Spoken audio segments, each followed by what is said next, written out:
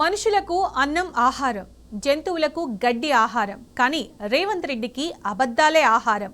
ఓ సమయం లేదు, సందర్భం లేదు. ఎప్పుడైనా ఎక్కడైనా లక్ష్యం ఒక్కటే: అబద్ధం, అబద్ధం, అబద్ధం. కేసీఆర్ అక్కస్తో తమిళనాడు టూరులో కూడా ఇలాగే తెలంగాణ ఇజ్జత్ తీశాడు. తన పరువును బట్టలిప్పి బజార్ను నిలబెట్టుకున్నాడు.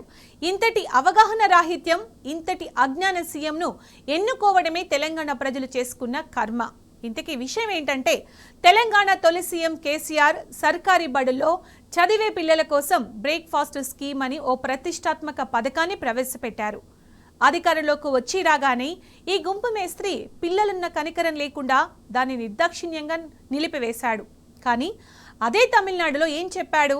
స్టాలిన్ ప్రభుత్వం అమలు చేస్తున్న బ్రేక్ఫాస్ట్ స్కీమ్ అద్భుతమైన పథకం అంటూ ప్రగల్భాలు పలికాడు.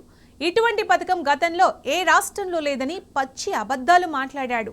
తమిళనాడు ప్రభుత్వాన్ని స్ఫూర్తిగా తీసుకుని తెలంగాణలో కూడా బ్రేక్ఫాస్ట్ పథకాన్ని మొదలు పెడతామంటూ నిస్సిగ్గుగా చెప్పుకొచ్చాడు. ప్రపంచం మొత్తం మీద తెలంగాణ కీర్తి పతాకాన్ని కేసీఆర్ రెపరెపలాడిస్తే, ఆయన స్థానంలో సీఎం అయిన రేవంత్ రాష్ట్రం వెలుపల ప్రతి వేదిక మీద తెలంగాణ ఇజ్జత్ తీసి పారేస్తున్నాడు. పనిలో పనిగా తన పరువును తానే తీసుకుంటున్నాడు.